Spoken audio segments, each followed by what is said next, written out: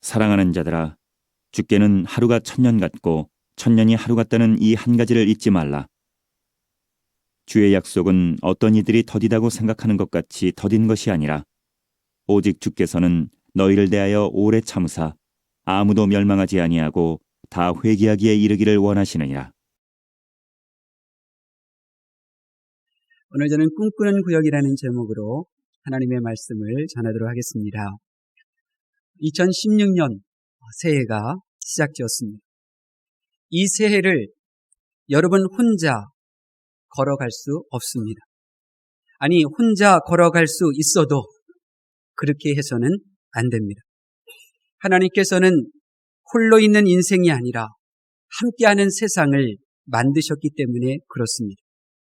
삶이 고단하면 고단할수록, 그 사람으로 인하여 내가 힘들면 힘들수록 나 홀로 신앙생활하리라, 나 홀로 인생길 걸어가리라, 그렇게 말하는 것이 아니라 더 힘을 내어서 그와 함께 하도록 해야 합니다.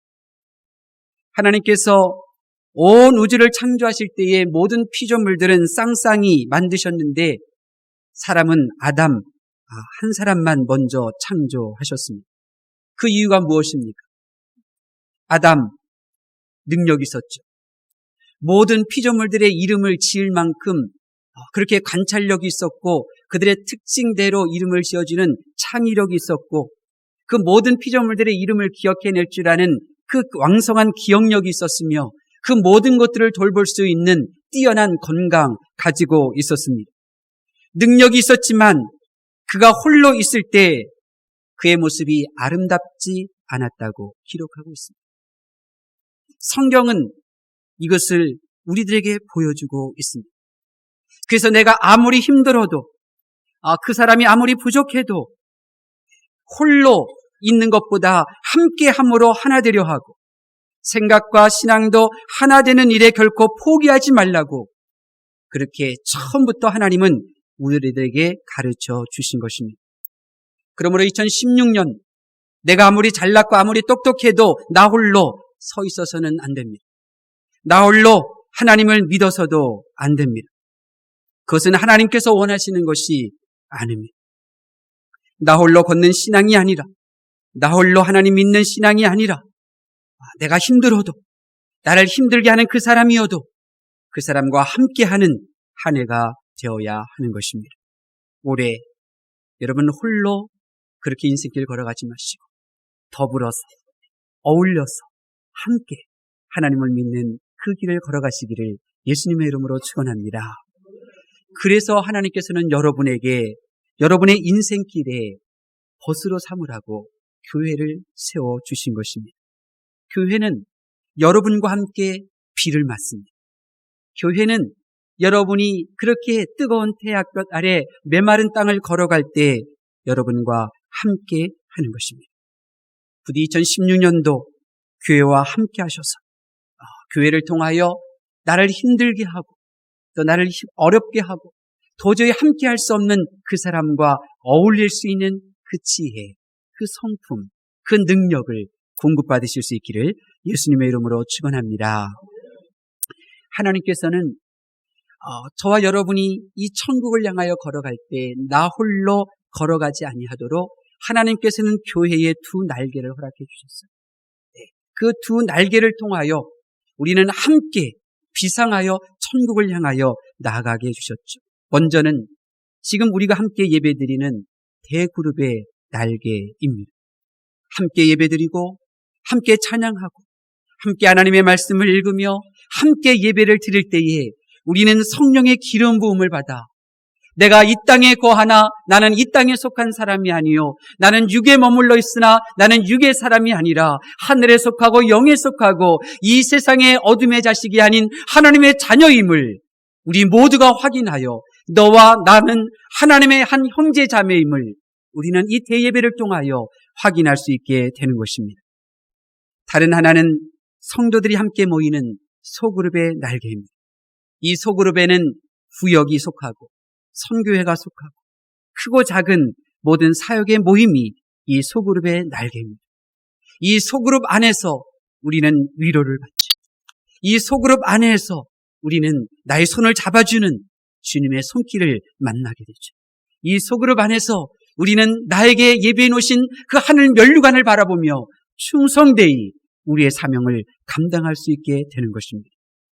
교회는 구원받은 성도가 함께 천국을 향해 함께 나아가고 교회를 통해 이 땅에 재림하시는 예수님을 공중에서 배울 거룩한 이 신부들은 그렇기 때문에 반드시 이 대그룹의 이 예배와 소그룹의 그 모임을 통하여 이 세상과 땅에 머무는 동안 풍성한 삶을 누리고 그리고 구원을 지켜내 천국에 이르게 되는 것입니다.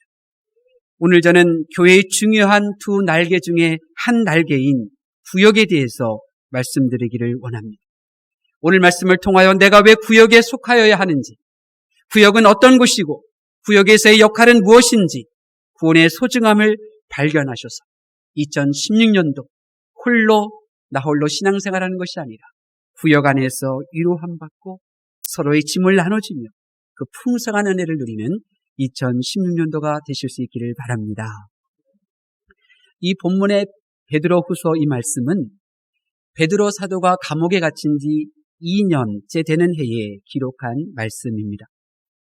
감옥에 갇혀 있는 동안 베드로는 자신이 다시는 감옥에서 나가 복음 사역을 펼칠 수 없다는 것을 헤아리게 됩니다.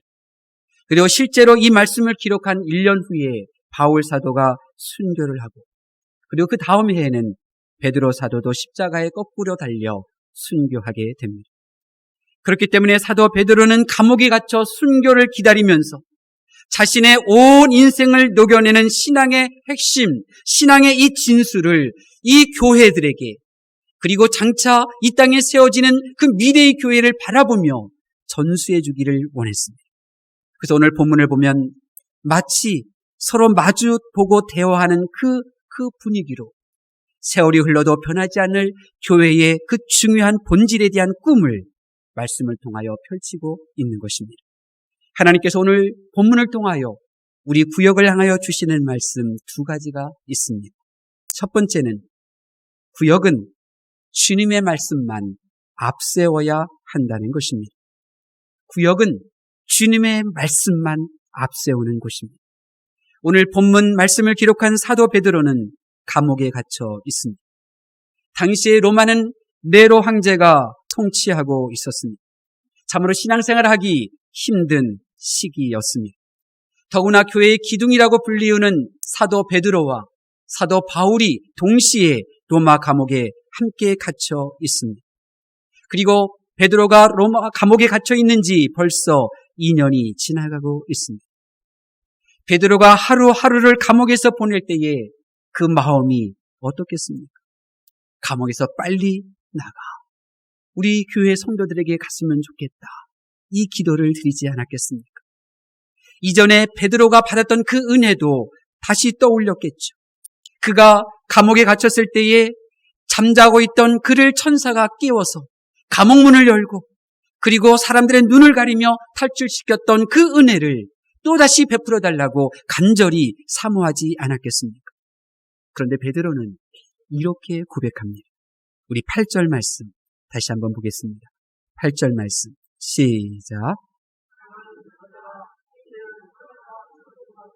천년이 하루 같다는 이 한 가지를 잊지 말라. 아멘.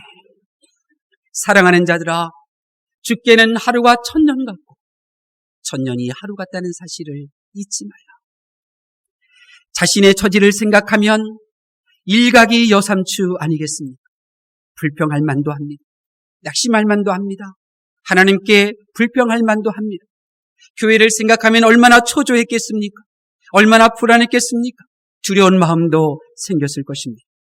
그런데 베드로는 그렇게 처신하지 않았습니다.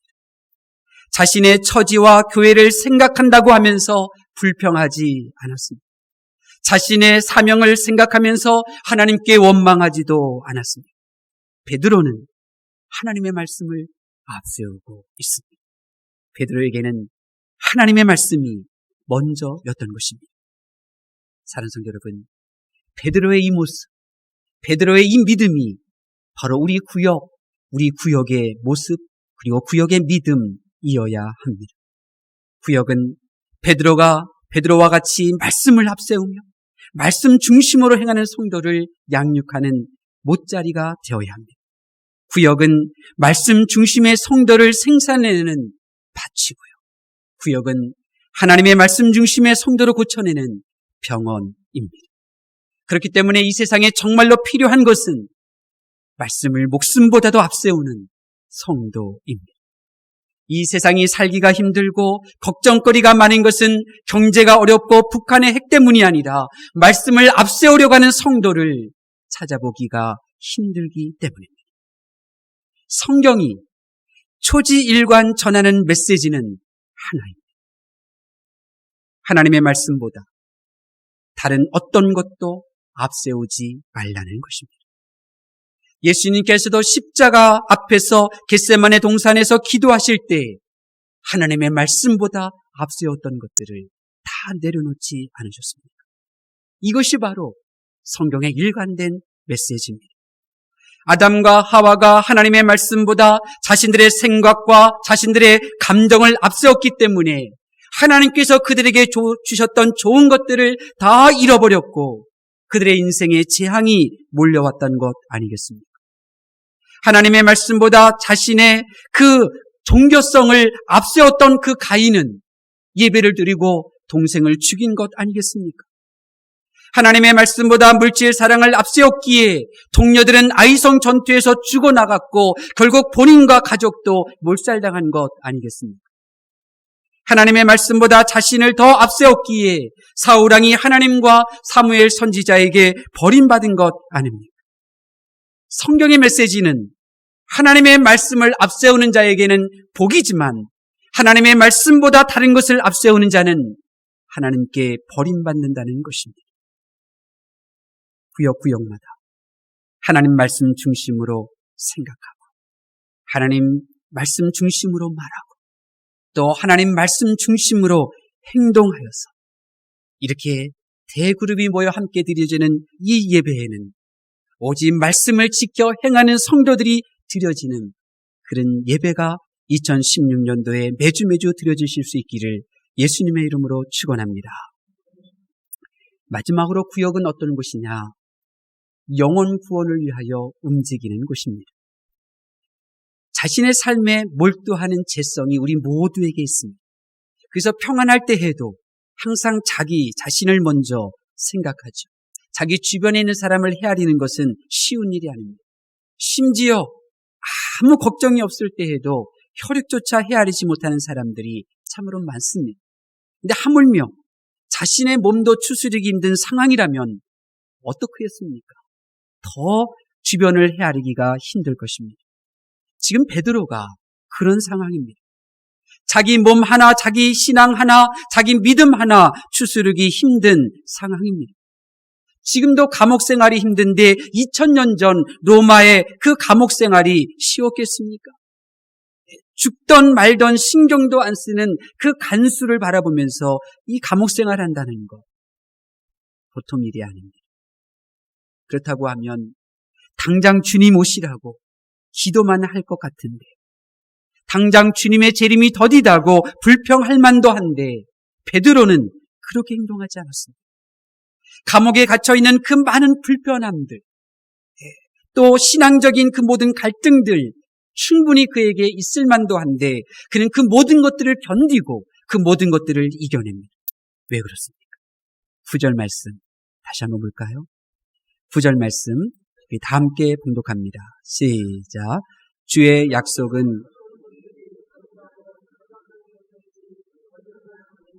오직 주께서는 너희를 대하여 오래 참으사 아무도 멸망하지 아니하고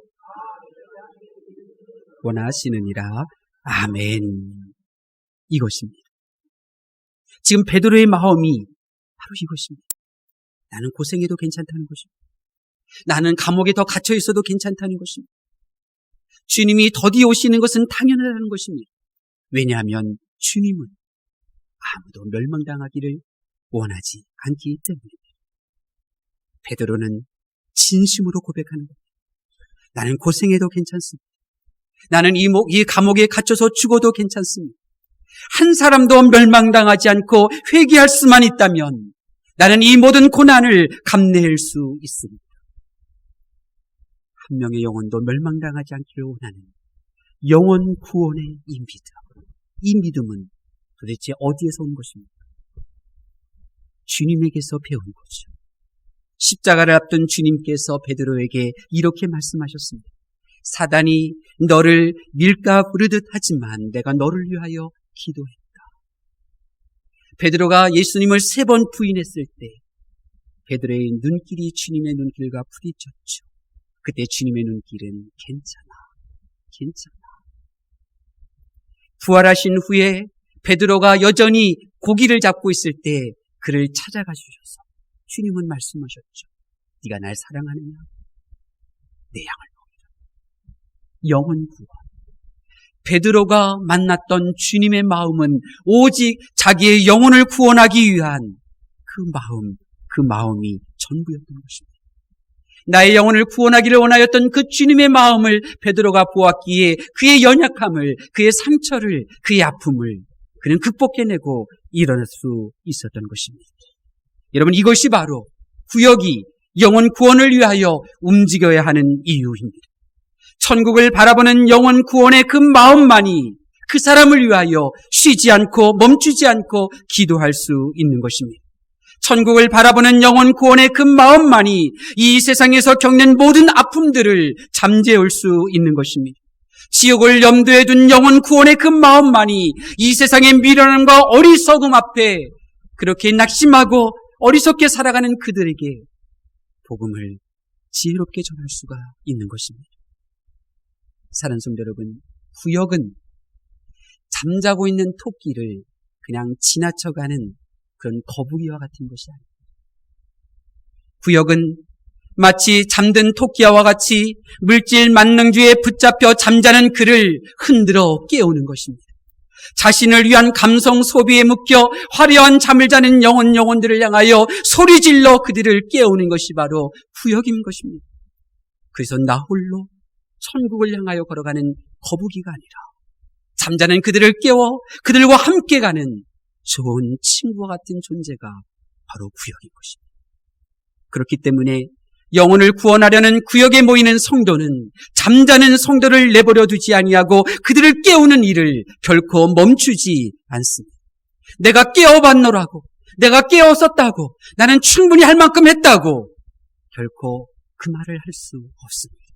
영혼 구원을 위한 구역에 참여하고 있는 성도는 결코 그렇게 말할 수 없습니다.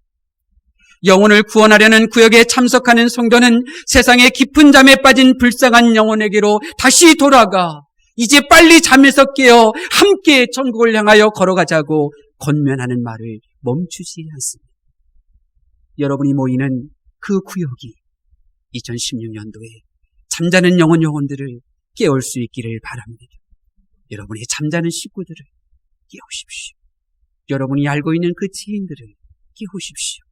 그래서 천국을 향한 여러분의 발걸음에 여러분 혼자 발걸음 소리만 들리지 말고 여러분이 깨운 이들과 함께 천국을 향하여 걸어가는 그 발자국이 천국에 울려 퍼질 수 있도록 여러분 다시 한번 일어나실 수 있기를 바랍니다. 우리 북악교회는 바로 그런 교회입니다. 초대교회 당시에 초대교회가 직면했던 가장 큰 이단의 위협 중에 하나는 영지주의자였습니다. 영지주의는 어떻게 구원을 받느냐? 초월자로부터 계시된 그 지식만 있으면 구원을 받는다고 이야기했습니다. 그러면서 육체는 악하고 물질은 악하기 때문에 육체의 몸에 머물고 있는 우리들이 마음대로 생활하는 것, 마음대로 사는 것은 당연한 것이며 죄를 지어도 된다고 영지주의자들은 그렇게 성도들을 유혹했습니다. 이에 맞서 사도 요한은 말씀을 아는 지식이 구원받는 것이 아니라 말씀대로 행하는 믿음이 우리를 구원한다고 그렇게 성도들을 지켜냈습니다. 요한일서 2장 17절 이 세상도 그 정욕도 지나가되 오직 하나님의 뜻을 행하는 자는 영원히 거하느니라. 무슨 뜻입니까? 계시에 대한 지식에 만족하거나 속아서 자기 마음대로 살다가 사라지지 말고 오직 들려주신 하나님의 말씀을 듣고 이제 그 말씀대로 행하여서 영원토록 하나님의 거룩한 보좌 앞에 머물자고 사도 요한은 외쳤던 것입니다. 우리 부학교회는 초대교회 사도들이 외쳤던 이 음성을 듣고 있는 교회입니다. 수많은 성도들이 순교의 현장에서 외쳤던 그들의 영혼의 외침을 간직하고 있는 교회가 우리 부학교회입니다. 그래서 우리 교회는 말씀 중심의 교회인 것입니다. 듣기만 하는 자가 아니라 들은 말씀을 실천하기 위하여 몸부림치는 교회가 바로 우리 부각교회라는 말씀입니다. 내 몸으로 행하는 그 말씀으로 인하여 우리 성도들의 생활이 부해지는 것이며 내가 들은 말씀을 지켜 행함으로 나의 마음의 평안과 기쁨이 넘치게 되는 것입니다. 내가 말씀을 행동함으로 인하여 영혼을 살리고 세워 잠자는 영혼들이 깨어나고 그들과 함께 천국을 향하여 걸어 나가는 그 교회가 우리 부각교회인 것입니다. 우리 부각교회 구역은 평생 여러분을 떠나지 않고 여러분과 함께 할 것입니다. 우리 부각교회 구역은 여러분과 함께 비를 맞을 것이며 여러분과 함께 뜨거운 태양 아래 메마른 땅을 함께 걸어갈 것이며 여러분의 무거운 짐과 함께 여러분 옆에 머물며 여러분의 짐을 함께 져줄 것이고 여러분이 이 세상을 떠나 천국을 향하는 그 마지막 거친 호흡을 하는 그 순간에도 여러분 옆에 머물러 찬송을 부르며 여러분을 천국으로 환송하는 구역이 될 줄로 믿습니다. 하나님의 말씀을 경청하는 성도 여러분, 여러분에게 묻고 싶습니다. 여러분이 구역 모임에 참석한 적이 언제입니까? 우리 부학교의 구역은 모이면 기도하고 흩어지면 전도합니다. 여러분이 도대체 언제 구역에서 돌봄을 받았고 돌본 적이 있습니까? 여러분이 도대체 언제 구역에서 병사로서 말씀 훈련받았고 때로는 병원에서처럼 돌봄을 받아본 적이 도대체 언제입니까? 초대교회와 마찬가지로 지금도 행하지 않고 있는 말씀에는 부요하고 행하지 않는 그 말씀에는 부요하기에 말과 행동이 달라 이 세상 사람들의 비난을 교회와 성도들이 받는 것 아니겠습니까? 계시된 하나님의 말씀은 많이 알고 있으나 내 몸이 힘들어도 내 몸이 지쳤어도 행동으로 옮긴 그 말씀이 내게 없기에 공허한 것 아니겠습니까?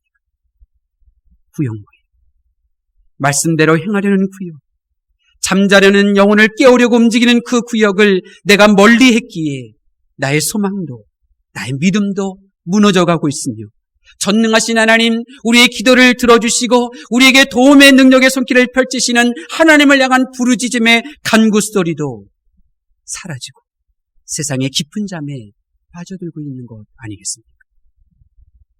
이제 끊임없이 세상의 잠에 빠져드는 나를 깨워줄 수 있는 구역 안으로 2016년도 모여드실 수 있기를 바랍니다. 지하철에서 이런 시를 보았습니다. 전병헌님의 내가 붙잡는 것처럼이라고 하는 시입니다. 지하철을 기다리는데 그 시가 이 섀도우문에 써 있더라고요. 이런 내용입니다. 내가 그대를 붙잡는 것처럼 그대도 나를 붙잡아 주기를. 세상이 나를 외면할지라도 그대는 나에게 미소 지어주길. 내가 그대를 오해할지라도 그대는 나를 이해해 주길. 시끄러운 일상 속에 빠져도 그대는 내 손을 놓지 않길.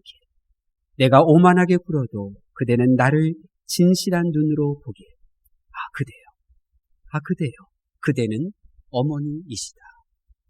저는 마지막 글귀를 이렇게 바꾸어 읽습니다. 그대요. 그대는 구역이기를. 사랑하는 성도 여러분, 우리 다 함께 말씀이 역사하며 영원 구원을 위하여 움직이는 그 구역을 함께 꿈꾸고 만들어가지 않으시렵니까? 우리에게는 그런 구역이 필요합니다. 내 손 잡아주는 이 없을 때 나의 손을 붙잡아주는 그 구역이 우리에게는 필요합니다. 세상도 나 자신도 나를 외면할지라도 나를 향하여 미소 지어주는 그 구역원들이 있는 구역이 내게는 필요합니다. 비록 내가 부족한 모습이 있어도 이해해주는 그 구역을 우리가 함께 만들어가지 않으시렵니까? 하나님의 사람들이 꿈꾸었던 그 구역을 우리 부학교회가 이뤄내도록 그런 구역이 하나씩 둘씩 더 많아질 수 있도록 우리가 함께 꿈을 꾸시고, 그리고 여러분이 먼저 그렇게 움직이실 수 있기를 바랍니다.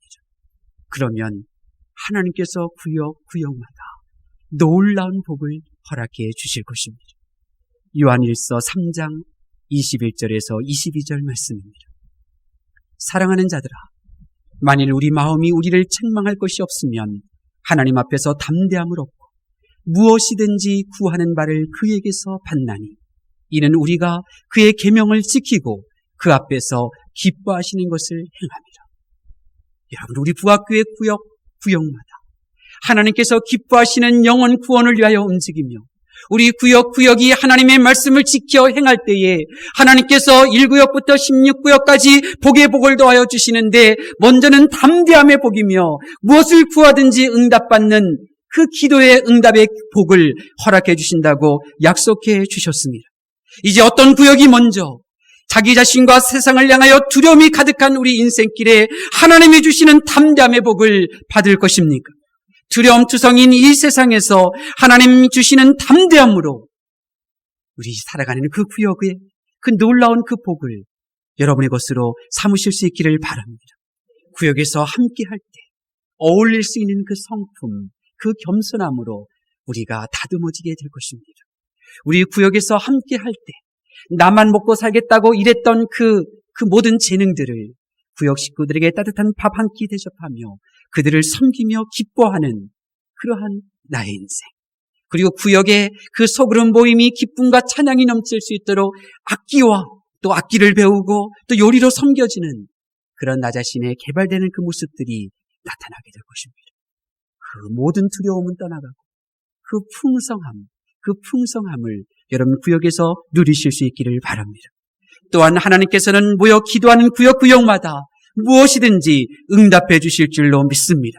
모이면 기도하고 기도할 때 가난은 떠나가게 하시고 질병도 떠나가게 하시며 모든 근심과 우환도 사라지게 해주실 줄로 믿습니다. 사랑하는 성도 여러분, 10절부터 계속해서 말씀을 보면 베드로는 봅니다. 이러한 하나님의 놀라운 말씀을 지켜 행하고 영혼 구원을 향하여 움직이는 이 구역구역 성도들이 이 땅에 거하는 동안 얼마나 거룩한 삶을 살 것인지, 그리고 잠시 후에 하나님께서 이 세상을 불론도 계실 때에 그들이 거룩한 새하늘과 새 땅에 우뚝 서는 모습을 베드로는 바라보았습니다. 부디 새해에 우리가 말씀대로 행하고 잠자는 영혼들을 끼워 살리셔서 이 땅에 거하는 동안은 담대함과 기도 응답으로 풍성한 삶을 누리시고, 그리고 잠시 후에 저 거룩한 천국에서 우리 사랑하는 구역 식구들을 한 사람도 빼놓지 말고 다 만나실 수 있기를 예수님의 이름으로 축원합니다. 기도하겠습니다.